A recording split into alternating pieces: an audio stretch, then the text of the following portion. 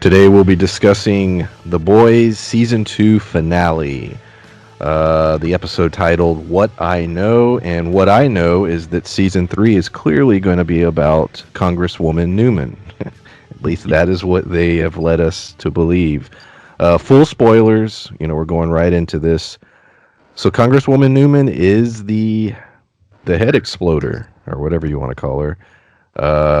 She's been a political figure throughout the series. She seems to be, or throughout the season, I should say. She's appeared to be against Vought, and there are decisions she's made that would seem to hurt Vought, but at the same time, there are things that she's done now that we know who she is, and the thing, that she's blew up everyone's head, that would could potentially help Vought. I don't know what her end game is or what her plan is. The end of the episode has her killing Alistair, the head of the Church of the Collective. What is her deal? Where's this character going in season 3? Is she the main villain? Does she serve Vought? Is she against Vought? What do you guys think? I think she's working her own angle. I'm pretty sure she's working her own angle here. That she's trying to seize power for herself. That it's a kind of independent play she's making. She's probably a very popular politician and everything at this point, and that seems to have been part of her play there. And my guess would be, after seeing this season and thinking back and finding out that she's a head exploder, she probably set up everything she probably lined up all these dominoes for everything that happened this season to happen the exact way it did. Just to destabilize everybody's source of power, from Vought to the government to the Church of the Collective. And I think it's a personal play from power for herself. I don't think she's working with anyone in Vought, but I do think she wants to make some sort of leeways with her to her own advantage, to sort of maybe even lobby and push for certain things within Vought. But then again, it brings up some odd questions, because no one really seemed to know about her powers or who she was, unless Mr. Edgar knew, in which case he certainly didn't tell anyone else this season. So, is she a soup that they created off the books for some reason and somehow forgot about? Well, that leads to what, we weren't sure if it was Cindy or if it was something else. Who's to say that she isn't? Well, maybe Cindy is a clone of her. We've talked about in the past that they aren't above that kind of stuff. Shit, they made a compound that gave people superpowers. Who's to say there's not clones of other people? So I don't know if, maybe Cindy is a clone of the senator, or vice versa. They've shown that, people like Stormfront are 100 years old and still look like they're in their late 20s, early 30s.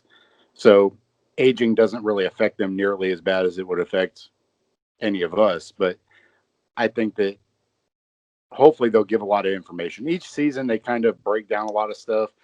They solved a lot of the question marks as to who Liberty was, but in truly great season-ending fashion, they opened up a lot more questions, which I'm very interested to see what happens next season now.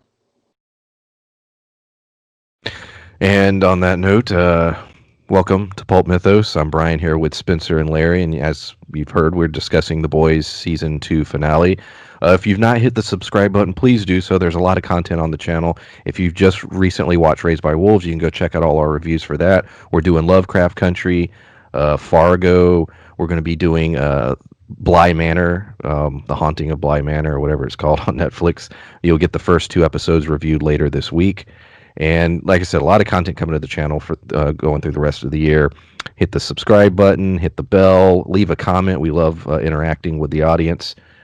Thumbs up and all that good stuff. So, girls get it done. Yeah. They got it done. They got it done. This season, there's been a lot of girls get it done, sort of as a goof I think focusing on the end game, this is my assumption, Avengers end game, the moment where all the women come together, and that particular scene, some people liked it, some people didn't. There was a lot of thoughts about that, and this season they seem to poke fun of it with the whole girls get it done stuff. But then we get a amazing scene that I loved at the end where you have Maeve, Kimiko, and Starlight beating the shit out of Stormfront, and just a straight up old school beatdown. What do you guys think of the whole sequence? That scene was so awesome. I think if you look at how alike Stormfront and Homelander, I always want to call him Homefront. I don't know why, but Homelander and Stormfront's powers are, like how very much alike they are as far as strengths, weaknesses. Except for Stormfront's weakness is apparently Ryan's eyeballs. Holy shit. But I think that they showed that she had a weakness and that it could be overcome. They just had to work together. So I don't know if that's, trying to show what they can do to Homelander maybe later. Right now, they kind of have him under control through essentially blackmail. But, they kind of are keeping him at bay at this moment, but who's to say that if they were able to kind of take out Stormfront that quickly, who's to say that they couldn't do that to also Homelander? I don't know, but it also raised a bunch of questions as to how fucking strong Ryan is. Holy hell. Right. Yeah. And she's got a weakness. All right. And it seems to be, just enough blunt force trauma, just given the fact that they beat the crap out of her and it was working and she only got away from flying away.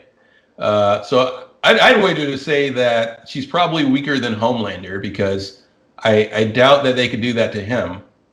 That, the three of them fighting Homelander would work. He seems to be so much above them on the power scale that they wouldn't even try, because I'm pretty sure at this point, given the number of people that Homelander seems to blackmail and cross, that if that was doable, that easily 3 members of the 7 would have probably gotten away, would have probably gone after him in secret and just kind of say, yeah, Homelander died on a mission or something. Yeah, but I think the wild card now with that is Ryan. I mean, they showed how strong he was. Now, he's basically, Billy and him kind of forged that bond over the mom, but I think that that's going to come into play just as much later. I mean, Stormfront, the way that the girls get it done stuff, I thought that was a great kind of throwback. It made it to where all the earlier scenes were at least important, because otherwise it just looked like they were poking fun. But with them concluding it this way, it showed that they really can, that they are strong. So I like the fact that this season felt as though there was no scenes that were not intentional. There was no like throwaway scenes. And I really liked that they, had that involved in there and that they ended it the way they did. Yeah. As I said in our previous reviews, I feel like the whole Girls Get It Done campaign that they had in the show was like it was a poke at how ham-fisted this is always done in movies and media. Like, it seems like they just don't know how to do that girl power moment, and it always seems a little forced, which I feel the one in this show was done very well. Like, if you're going to do it, that's how you do it. Yes. Speaking of Ryan, he brutally cripples Stormfront. I mean, he takes all of her limbs, burns her body severely, and in the process accidentally kills Becca, his mother. Anakin Skywalkered her. Yeah, actually.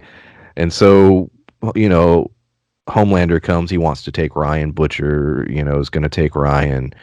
And it's Maeve that sort of stops the conflict there. But there's some interesting dialogue, and I want to get into it. She basically shows him the plane footage and says, I'll show the world this unless you back off. And the idea is it'll make people hate you. And we know how much you love to be loved. And his response is, if that ever gets out, he says something along the lines of, I'll kill everyone. and he will. So it's a very nuclear, assured destruction scenario. Sure, she can release that tape, but she's doomed the world. Because I guess in his mind, if I'm not loved, I guess I'll be feared. And so, what's the realistic? What scenario would she actually release that tape and damn the world? If you're Billy and the crew, you might even consider getting rid of that tape, or at least confiscating it until you can figure out a way to kill Homelander. Or maybe the whole plot is to get Ryan prepped up to take out Homelander at some point. What do you think about that whole interaction, where that goes, the danger of Homelander? We had him have that not memory, but that fantasy earlier in the season where he kills everyone in the odd crowd that's booing him. Where do you think this leads? That's a good question, and this may even play into next season. I mean, hell, given the fact that the team trusts her, the boys trust her, and the CIA trusts her, the senator, depending on what her agenda is, she may leak that tape. If part of her goal does involve setting Homelander off, if because clearly, like all other heroes, she was made by Vought. If that's the case, and yet nobody has any record of her, then maybe she's after some kind of revenge. Maybe there's a reason that she's off their books, and and chances are, if anything, like Hugh might tell her about that because he trusts her so much, because he would be the character that would be naive enough to trust her, and he does currently work for her. Oh, I look at it this way too. Think of, sorry, my face was on the opposite side of the microphone. It was a little quiet there for a second. Look at any pharmaceutical company.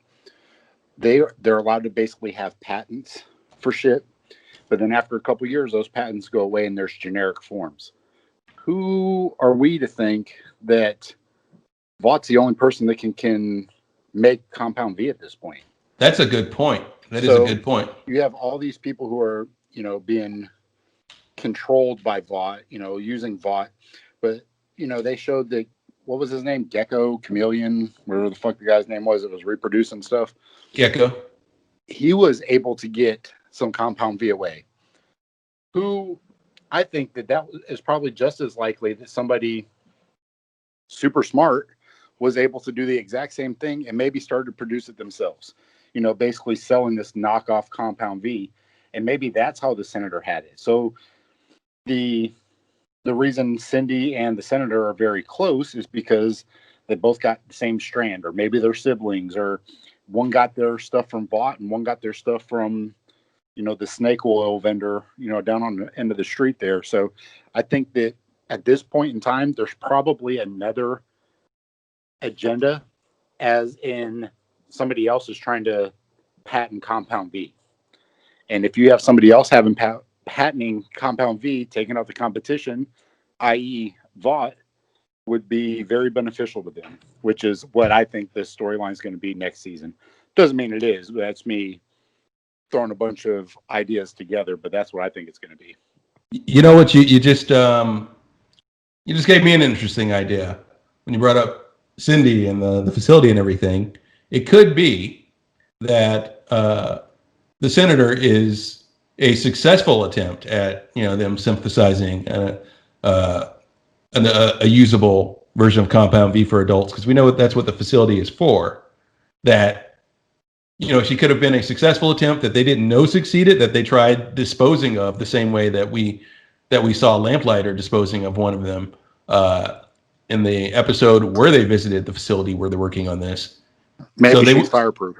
Yeah, so they would assume that she's dead. Well, we see Soups have all kinds of powers. Could have looked like she was horrifically burned and she could have regenerated. It could be this sort of thing because they're testing this stuff on. I mean, they're using people who already have powers for this testing. So it could be that she had powers and this triggered, something we mentioned before, like a secondary mutation. And so maybe she can regenerate and she can blow people's heads up. But the blowing people's heads up was a previous thing that she could do, but they're assuming her dead because, well, she was a failed experiment. We disposed of her. there is no Senator, what's her name? You know, whatever her previous occupation was. I'm sure she wasn't a senator back then when they were running the experiments, you know, if this is true. Yeah, I mean, her origins are going to be very interesting. It's not her character's not in the comic, so whatever they're doing with her is very original, um, similar to Ryan. You know, those are two characters with very strong powers that we don't have any idea where their stories are truly going to go. Well, I think by having new storylines, that's how they're going to be able to have a spinoff. So I think that some of these stories, whether it's Ryan being in the spinoff or whether it's the senator kind of headline organization that's in the spinoff, I think that this is going to, and we talked about it before, kind of like the Mandalorian being like the Arrowverse, where there's several different storylines, but they all kind of revolve around the same central story. And I think that's what's going to happen with The Boys also. Billy Butcher at the end of the episode is presented with the prospect of running a team of basically under Grace and funded by the government that'll monitor Soups. And he never gives a complete answer, but it's pretty obvious that's what's going to happen. Yeah. Where does he go in season 3? He just lost the one thing that he loves, the one thing he cares about. Becca, she's gone. Now he made a promise about Ryan, but at his core, I really still don't think he gives a shit about Ryan. I don't know. I'm curious to see how that plays out. Maybe he'll warm up to him just because in his eyes he's a part of her. But that moment right after her death, you know, it looked like he was willing to plunge that crowbar through Ryan if he could. It looked like a lot of hate. Billy is Snape and Ryan is Harry Potter. Yeah, actually. No, really. Yeah. Yeah. I still get the feeling, like you said, that Billy, you know, doesn't really care about Ryan. He's just going to try to keep his promise to Becca, but it's going to tear at him. It's going to eat at him a lot. And well, we know. Well, I'm guessing at least from the end of that episode that, you know, it may not be too much of an issue for now because clearly he's not raising the kid. It's not going to be him. They're going to find him a new home of some kind. But I can't see the kid not being part of a storyline in the future of this series. I don't think he got in that car and then we'll never see him again. You know, so it's going to come up. It's going to be an issue. Like that may be a tie together though. When you think of Cindy, who, you know, we saw get in a car and we thought maybe we'll never see again. Same thing with Ryan. Maybe they'll be part of a crew together. Like, I don't know. They may be an anti-Homelander crew that they're forming. Well, yeah, and it's hard to say because, you know, like I guess that really depends on if we get any of anything with Ryan's home life or if Homelander attempts to take him back or what happens, because we may get that because, you know, they're going to put him in. My guess would be they put him in like well, they can't put him in normal foster care. They'd have to provide him with some parents that are in the know, or maybe Grace will raise Ryan herself. It's hard to say. The one character that by the end of the season, I had issues with his storyline, and that's Huey. And I don't know if you two agree or disagree. We haven't talked about this at all. Throughout the course of the season, I always felt Huey was becoming annoying to me to a degree. And at the end, I was going with it because I was like, well, I understand he's supposed to be the audience. He's the weaker guy, blah, blah, blah, blah. But by the end of the season, I don't really think I cared about his story arc. In fact, I think it annoyed me. Yeah, they want you to identify. I identify, but I identify that I don't care about the character. Well, and that's where I'm going. To the point where I was like, if he died, it wouldn't bother me one bit, and that's a problem for any show and any character. And it is. Well, but yeah. So yeah, go ahead. But I don't think him dying would have been a bad thing anyway. And to me, that could be part of the storyline. You look at how much we're talking about Billy. Billy kind of sees Ryan as Harry, and he's got to take care of him, but it's only because, Becca, it was her kid. And that's the only reason he felt any establishment to it. He doesn't have a real connection with Huey other than it reminds him and he acts like his brother, So if Huey ends up becoming this disposable character, I think that it will, in fact, push the plot, because I think that him working with this senator is going to bring the attention of the senator to Billy and them. And I think they're going to focus a little less on Homelander next season, because he's going to be doing less shitty stuff, because I think by the end of the season, he'll be the monster that we all know he is. But I think the beginning of the season, they're going to focus more on the senator and what the fuck her plan is. And I think that that's going to bring, because of Huey and Starlight, that's going to bring the attention of the senator and what she's doing to Billy. So having Huey die, to me, would not be that far out of the realm of possibilities. But I think if it does happen, it's going to push Billy's story forward even more. Agree, because it would push Billy over the edge, and he'd go even more extreme, because it would be like it'd be like losing his brother again. But yeah, the point I was trying to get at is, it was an attempt to make a character that, like you were saying, Brian, that the audience can identify with, but they lost me there, because I don't identify with Huey at all, because he's such a hapless dumbass. They had several. He doesn't grow. He doesn't grow. That's the key.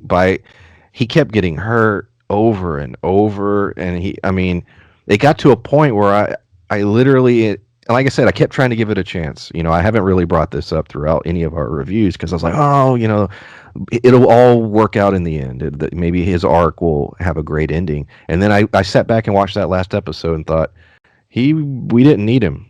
Yeah. What was the point of Huey? Really didn't need him for this season. And here's a thought: his death could be really good for the show. It could be really good for the show if you think about it, because his character is so in the way about things, and does kind of need to either grow up or go or adapt in some way, which he doesn't seem to do. He doesn't seem to serve a purpose. Now, let's say he gets caught up in all this. Let's say he finds out the senator's secret. He goes to report it to Billy. He gets caught. He dies. The original character of Huey in the books is based off Simon Pegg. In the show, his father is Simon Pegg. Now, what if this becomes a situation where Huey's father, because he dies, he's fed up. He's finally fed up with all this stuff, and he's doing his own investigation. He's trying to take down Supes, and Billy's mourning also, and in a sense to protect the one last thing that Huey had left, because I'd have them reconnect in the season if I was going to do this, Huey and his father, in order to sort of protect this last little shred of this last thing that Huey had, sort of bring on Simon Pegg's character into the boys. Like if you're going to go after these Supes, you're going to do it right. You're going to do it my way, because maybe he fucks up one of Billy's operations. And, it would push him, it would push Billy, it would push Starlight to some degree. And, it would, I think at this point, unfortunately, the actor's not doing a bad job, but the character's kind of obnoxious, and it would kind of be good for the plot in a lot of ways, I think. There's a lot of directions you can move with that. Well, like you said, the non-growing. You get put in so many dangerous situations, you either learn from them and get stronger, or you learn to stop putting yourself in those situations. The way he shot that gun, that was the moment I was like, I just don't give a shit about this character. When Stormfront attacked, they're all shooting at her. Obviously, it's pointless, because it's not going to hurt her. But everyone is shooting at her. Huey, the way he shot that gun was ridiculous. And at this point, yeah, I get it. He's not a military guy, but in all this time he's hung out with the boys, they didn't teach him how to fucking shoot a gun. He still has no skill set whatsoever. They couldn't teach him a thing. Just saying. Or even hold the gun. That's what was killing me. I get it. He's been with them for a while now. They would have showed him that. He can't shoot a gun. He doesn't have any real investigative skills that they don't have. He's not like really inventive or creative the way that Frenchie is. He has nothing that he really contributes.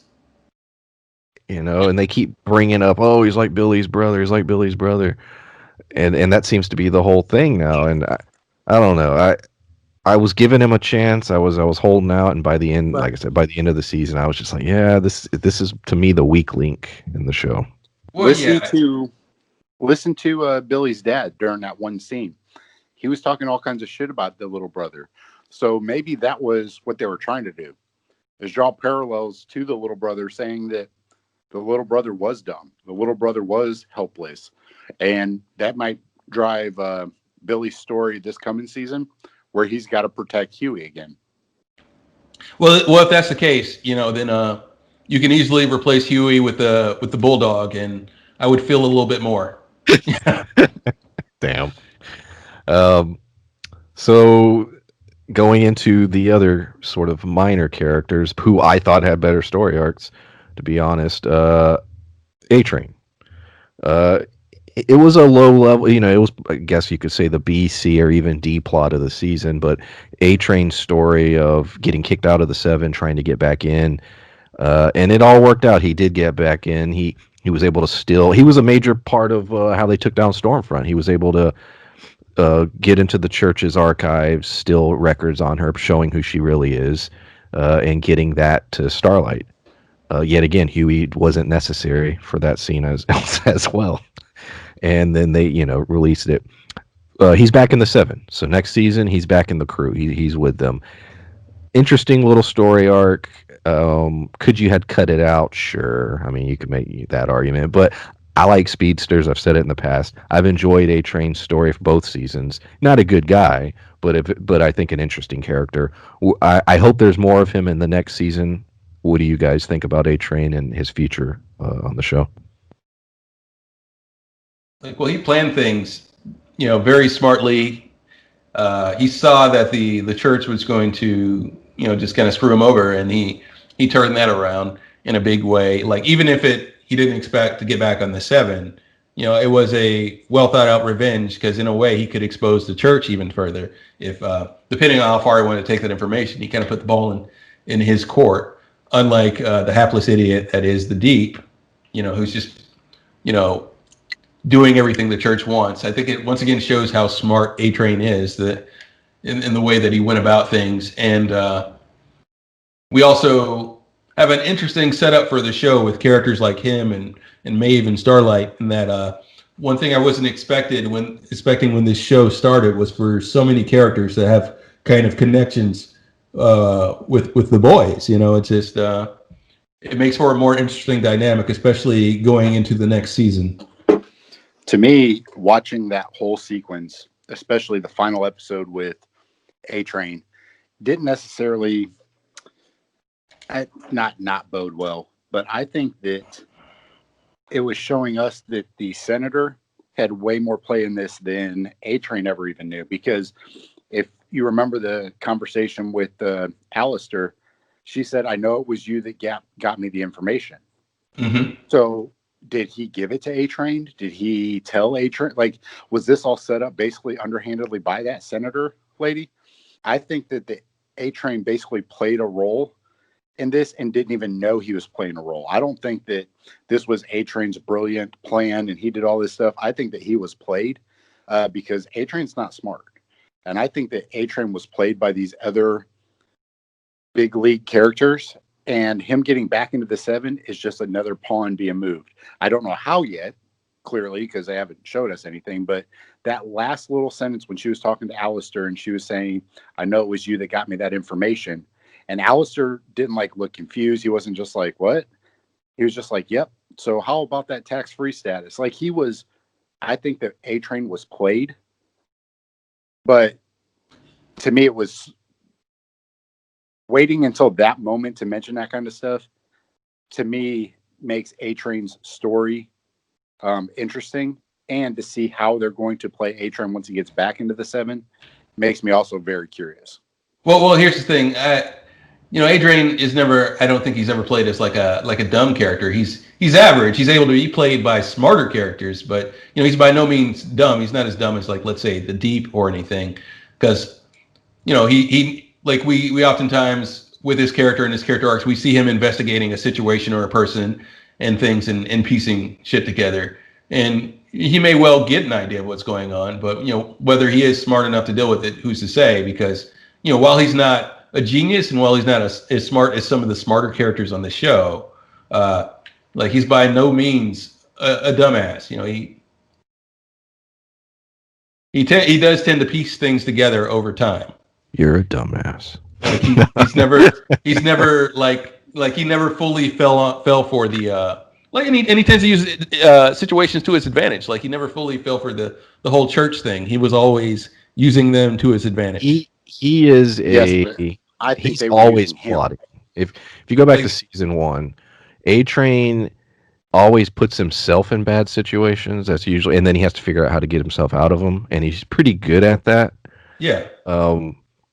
Like I said, he's not a good guy. And that's what I was trying to say. Yeah, that he's good at coming up with the plot and trying to get himself like he plays just like he seems like a kind of a dumbass when it's just him doing his own thing when he's got no skin in the game. But the minute he's reckless.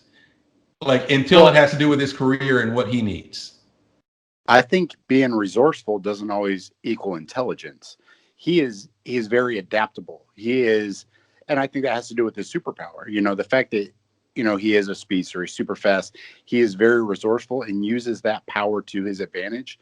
But even when he killed his girlfriend, like by making her OD, what he did completely 100% set him up.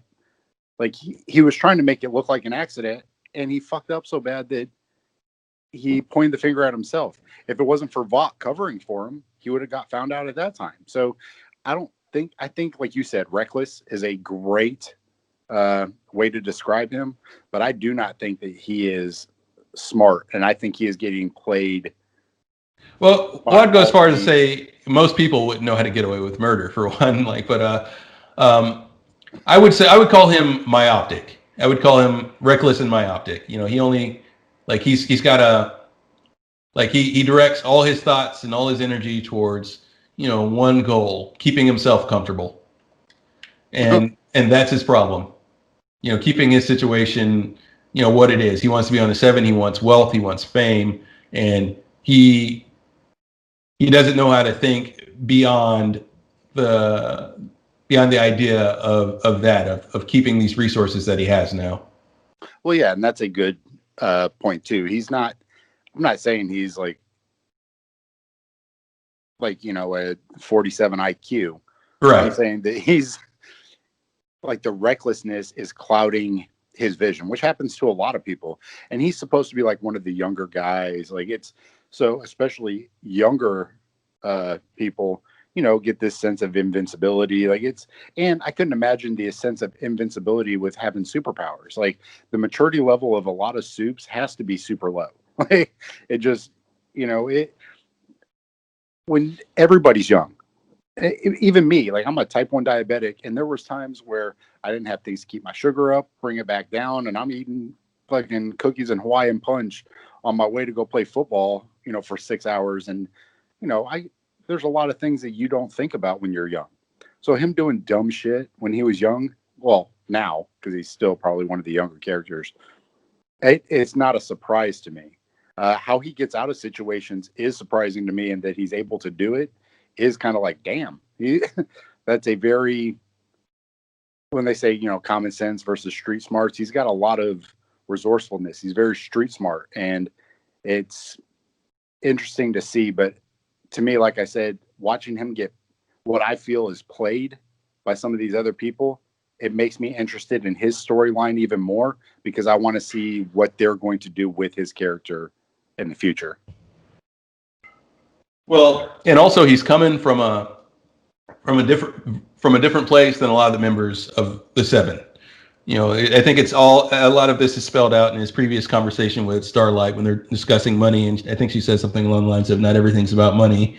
And he says, yeah, that's what people who have never been without it typically say, so for him, it's a desperation thing, kind of like, most athletes that and they kind of frame him in the way of a professional athlete that made a team in a certain way, where you see them do very desperate or stupid things, or they're foolish with their resources, or it's just he's never been in this position. He's never had these things, and life has never been this good before. So it's that myopticness, it's that young naivete mixed with a serious desperation not to lose what he's got. That's just really clouding his judgment on things. What do they do with the Deep? Survived a second season. I think they keep shitting on him. Where does he go? What does he do? What is the Deep storyline in season 3? That was that. If any character surprised me in terms of really having no idea where their story. Like I have a theory about every character as far as what you could do with them next season. I don't know what the hell you do with the Deep. And this season, the beginning of it, they dedicated a lot of time to that character. It backed off as the season went on, but up front, they gave him a lot. What do you do with him? I think that it leaves with the Church of the Collective basically being leaderless. I think it opens a lot of avenues for his character. Him being married to what he called. He said something about the girl who gives the worst blowjobs or something like that, or terrible blowjobs.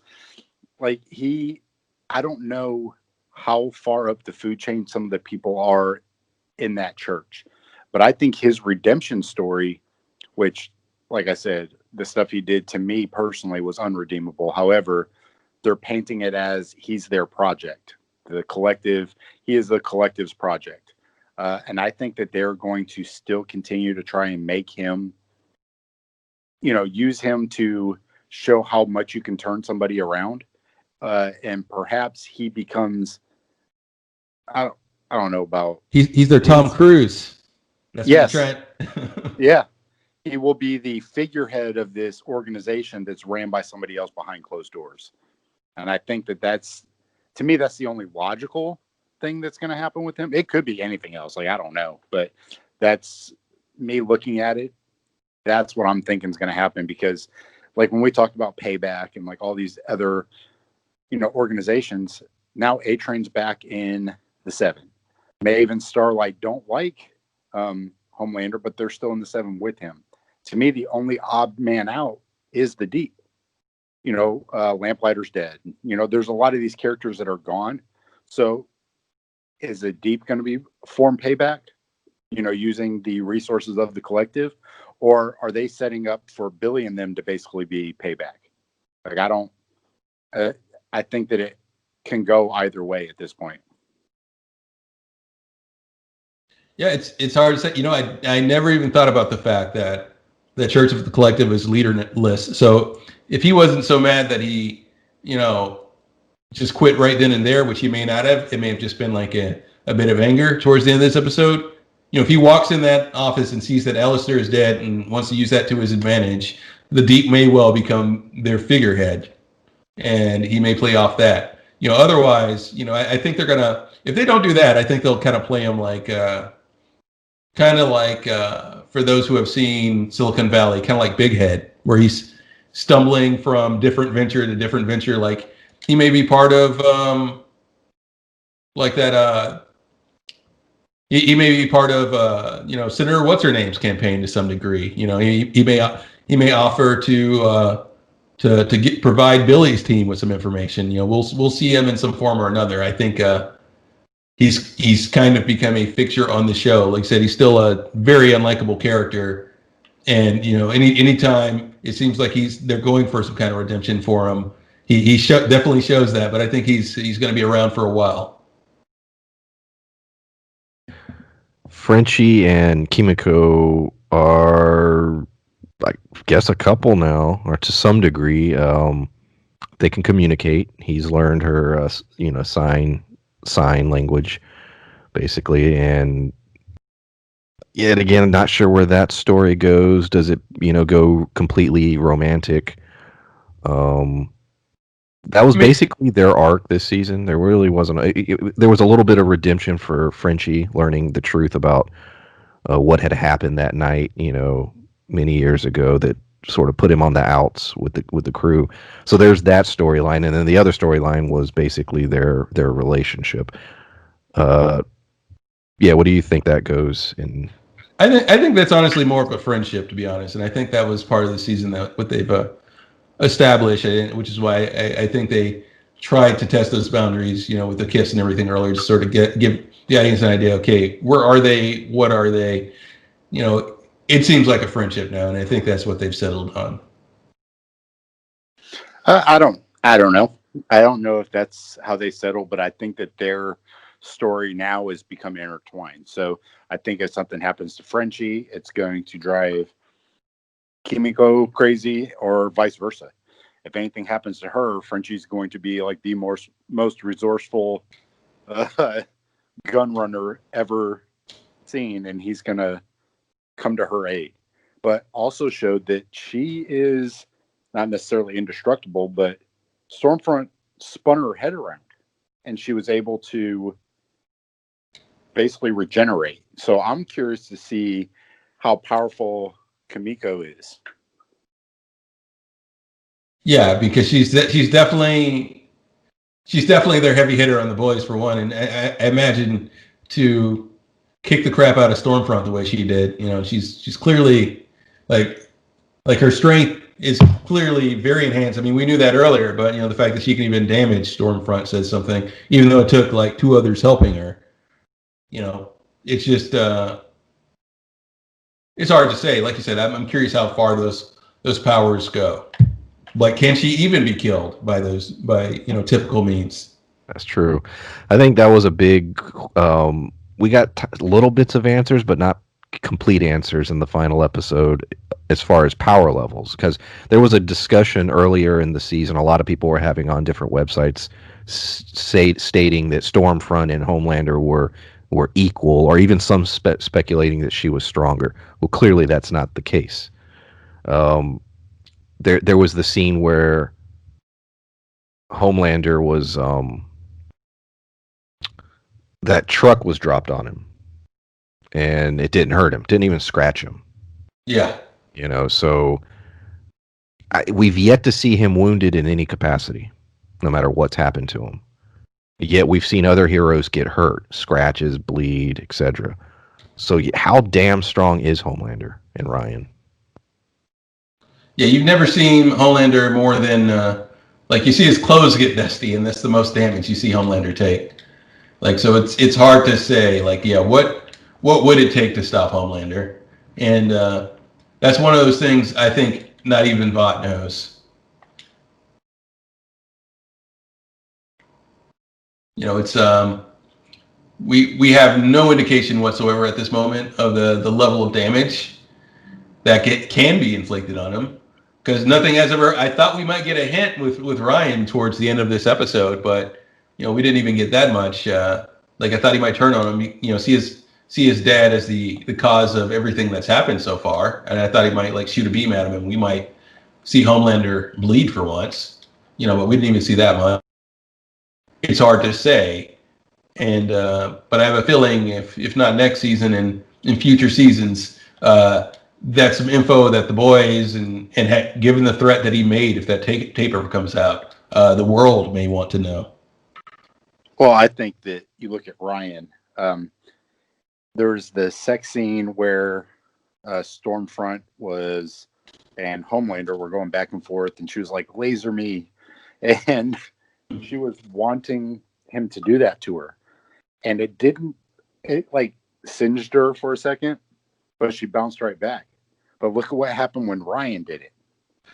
Yeah, that's my theory that Ryan may be stronger than Homelander. I think so, and because to me, there's not much of a other reason to kind of keep him around other than to push Billy's story farther forward. But to me, that is the only reason. Like, why else keep him around?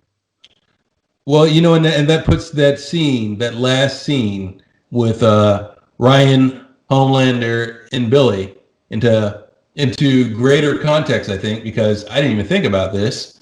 But because I didn't think back to the scene where he was shooting Stormfront with the lasers and everything. But given the way that played out, and given what Ryan did, just being a little angry, uh, he inflicted more damage than Homelander may be possible of, and Homelander may have, instead of just scooping him up and flying away, Homelander may have been asking him to leave with him because he was scared for once. Yes. And like I didn't even think about that. That could be pretty significant. Ryan could currently, like I thought he might grow into someone that would be stronger than Homelander, but he might currently be that person. He could be, absolutely. I think that's why there's been so many debates as far as power levels, because the show is very unclear. Because that particular scene was one of the reasons people were thinking Stormfront was stronger than Homelander. But the big question mark that we never got an answer: how was he putting it on low? Like, how much control does he have over the eye beams? Can he, you know what I mean? Was he doing it on the lowest possible setting, or was he like, that was a legit debate people were having, because they were like, well, she can take that, clearly he's not as strong. But then some were saying, well, maybe he was purposefully not doing it as strong as he can. Well, I think he probably ramped it up, like as their love making went more and more crazy. I think that he probably tried a little bit more. Yet again, this is all, everybody has, it's all speculation. We have no clue or no definitive answer as far as power ratings. The showrunners haven't said. Like I said, up to this point, the question was Stormfront the most powerful soup? Well, no. Well, yeah, clearly no. Not anymore. And then the other question is, I don't know. They might Anakin Skywalker. They might rebuild her, and she might be biggest badass. Who knows? I thought you were talking about like a Force Ghost or something. Is Congresswoman Newman's power, could that work on anyone, including Orion and a Homelander? And if so, say she's not the most powerful shit. Yeah, because clearly their anatomy is different than a normal person's. So you shoot them with a bullet, it's not going to hurt them. Her ability to implode the head from within, would it work the same on Homelander? Could it? Maybe. If it could, then clearly she's the most dangerous soup. Right.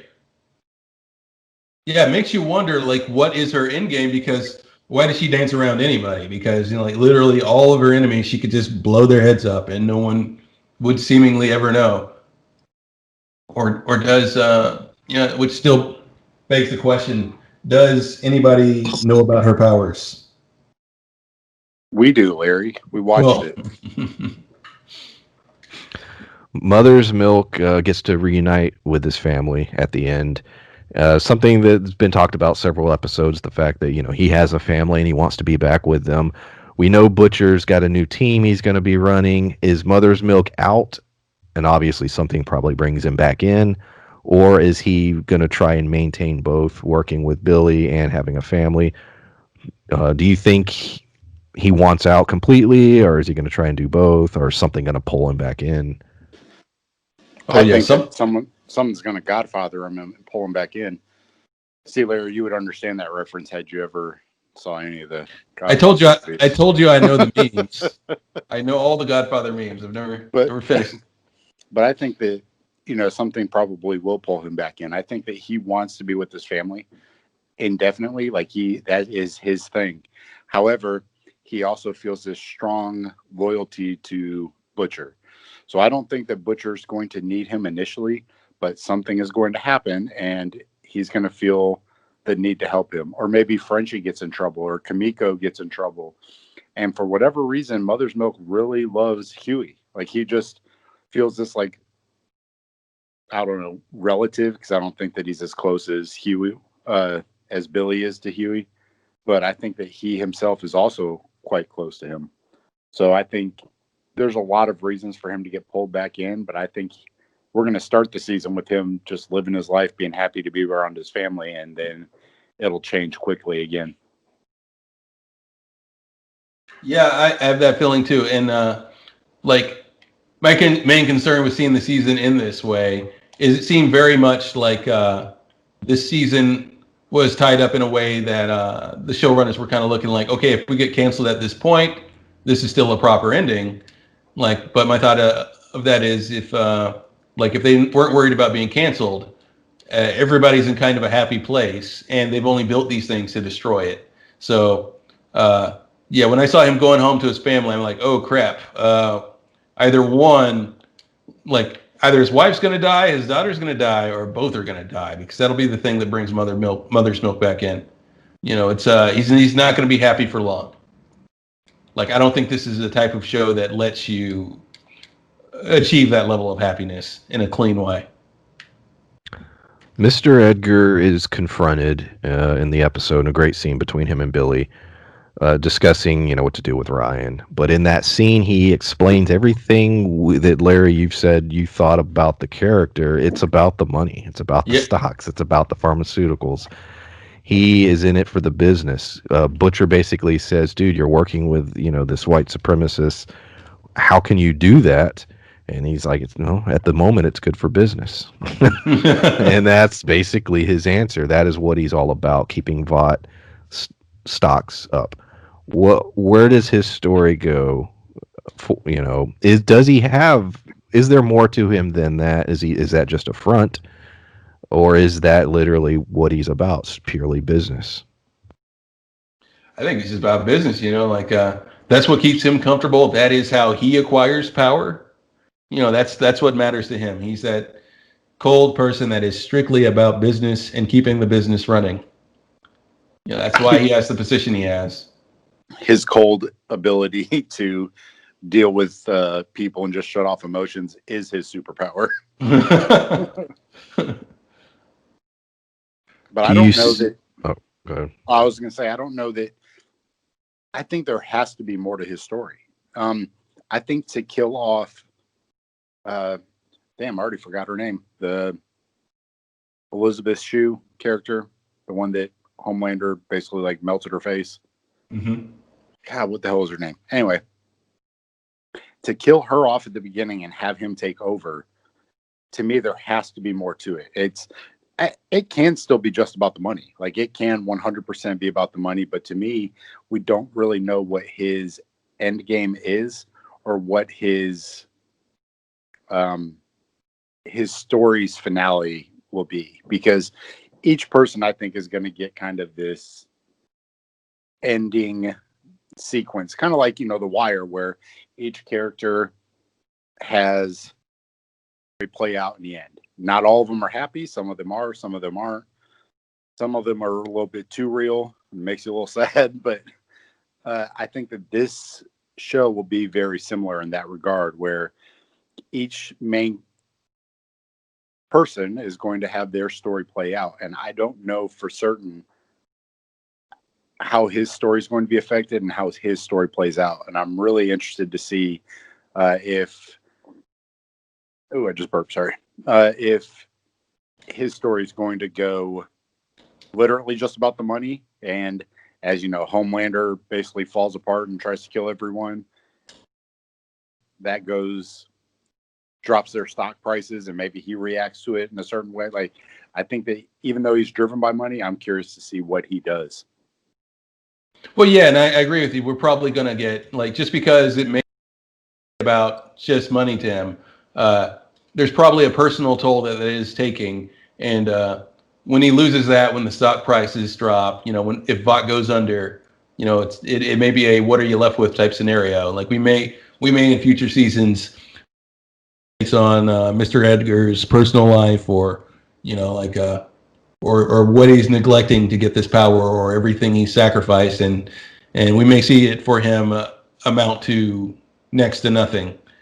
Because I think he has kind of a similar philosophy to the scientist that raised Homelander before he was going to court, where he's like, yeah, okay, cool, I sold my soul. That's true, you got me there, but it does buy a lot of comforts.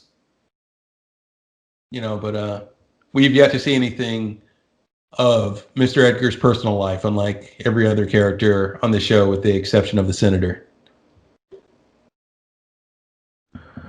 Stormfront is missing an eye, severely burned, missing arms and legs. Black Noir is in a coma because of an almond joy. Where do those two characters?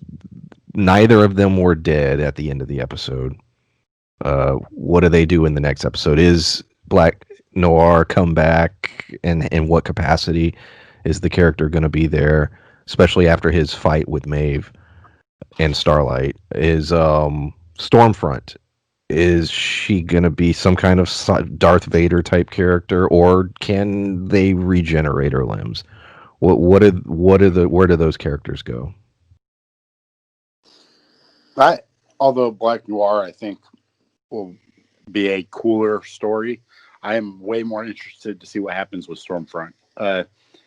With, all the things coming out with her, them basically keeping her not under wraps, but they're just like monitoring her. If I remember correctly, they said something about that at the end of the episode. But I am super interested to see what they do with her. I don't feel that we are done with her just yet. We talk about Payback. She may form Payback still. Chances she may are. start to regenerate. She may get some kind of different. They may give her Compound V to try and see if that can help her, come back. And then who's to say that she doesn't form Payback? And then she goes after and tries to get the Deep, or all of these, other people involved.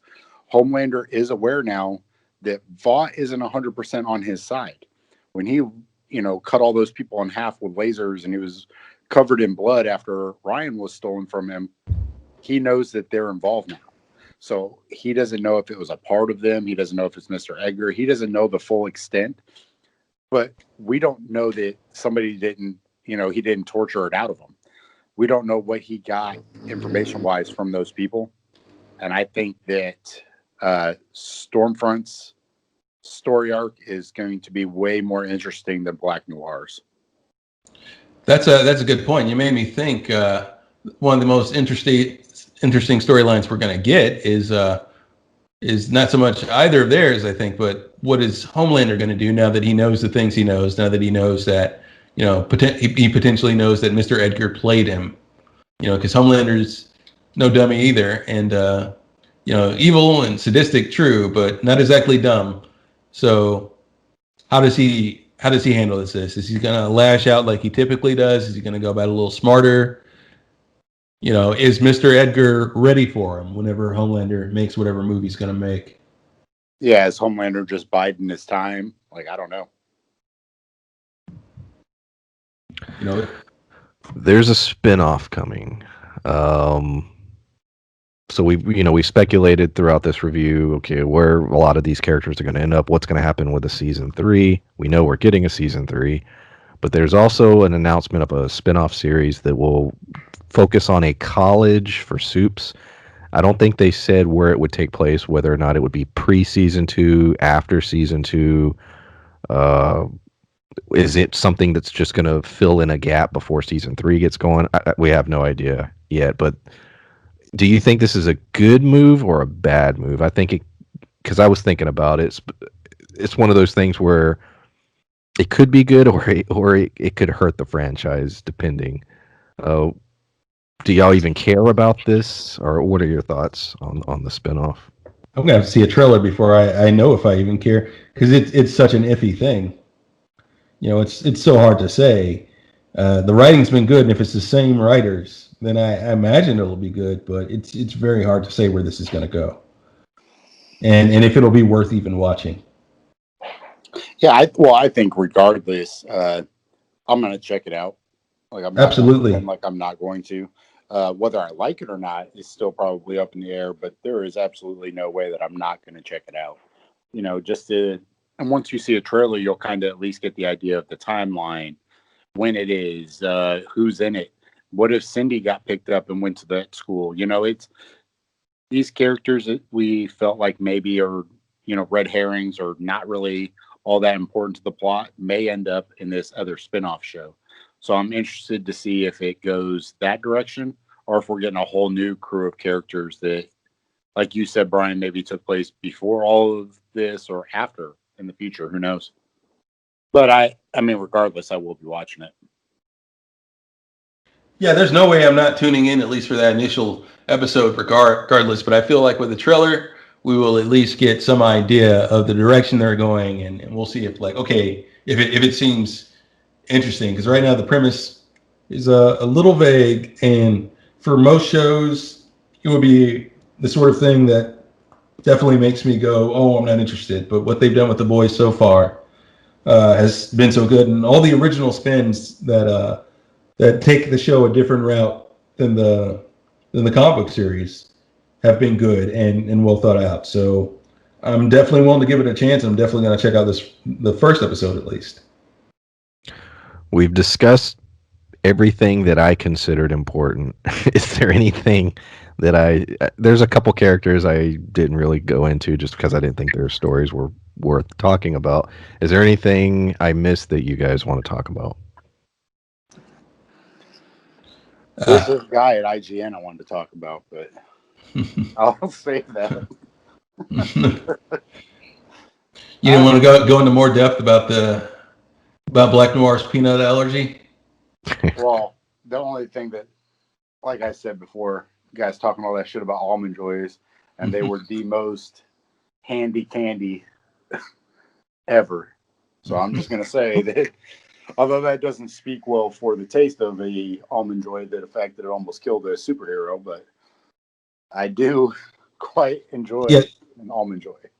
Yeah, that's not a good marketing motto. You know, Almond Joys, they're readily available. Almond Joys. Make sure you don't have a tree nut allergy. Yeah. It'll probably come up again at some point in future seasons where they try to, like trigger his peanut allergy, and he's got like 3 EpiPens readily available in his utility belt or whatever. He's gonna like Blade it, like when Blade and the first one when he had all those like syringes he was throwing into people. Like someone's gonna be throwing EpiPens into Black Noir. But, all right. I guess that's about it. This is the end of no more boys for probably a while, especially with COVID. So, yeah. The boy. So you made that so sad. Because that's the way it's coming back. It will eventually, but the way shit's getting delayed, man. God, they pushed Batman to 2022. Who knows when anything's coming out? Yeah, but I think the movies being pushed is more about not competing with other movies. True. We're going to have to compete with another show. But like the amount of shows getting stalled. I mean, there are shows that were supposed to be out this year that are not. But I think when you look at network television shooting schedules, like they finished up The Blacklist. They were almost done with it, and their season finale was this weird like CG. It was dog shit, and I liked The Blacklist, and that was it was awful. And then they were like praising the production team that did this awful CG. I'm like, it looked like a 2001 Xbox video game. Like it looked like shit. But I think that, I mean, they tried to end the story on a cliffhanger. They tried to finish part of this timeline. It was just bad. But anyway, I think that a lot of the way that network shoots like weekly shows like that, the 20 episode shows, they film a couple weeks ahead, but not that far ahead. So when their production got shut down, they're basically playing catch up. So I think that it's hard to produce a 23 episode season as opposed to, Netflix or The Boys or whatever is 8 to 10 episodes. It's a lot easier to produce a much smaller content of show when, you basically film it like a movie. Take a month to shoot everything and you're done. Yeah. If it's pushed back at all, hopefully it won't be that far back, Yeah, I don't know. I know there's a lot of productions that have been shut down, including shows. Winter Soldier is a good example. Falcon. They've tried starting production, re-stopping production, starting production. The new Jurassic Park movie, they reopened production, then they just shut back down production. So Batman, they started production, then they just shut down production. So I don't know. I don't know what any schedules are. Their entire series now, where they're not even giving dates. You can go look for a lot of upcoming seasons. They don't have dates because they haven't been able to shoot. So I don't know. Well, yeah, and that goes back to the network schedule. They don't know. They got to be at least a couple weeks ahead, but they don't know when they can even start. So they can't say, "All right, fall of next year will be done," because they have no idea when they're going to start. We'll get it eventually. It was greenlit. So, all right, guys. If you've only been watching our boys reviews, and that's it, I guess. Bye. But like I said, there's other content on the channel. Check it out. Wouldn't it be great if there was somebody that only watched our boys stuff? That would be funny. But all right, we'll see y'all. Just give a shout out to Jesse Sheeden over there at IGN. So I just wanted to give him a shout out. Bye. Bye.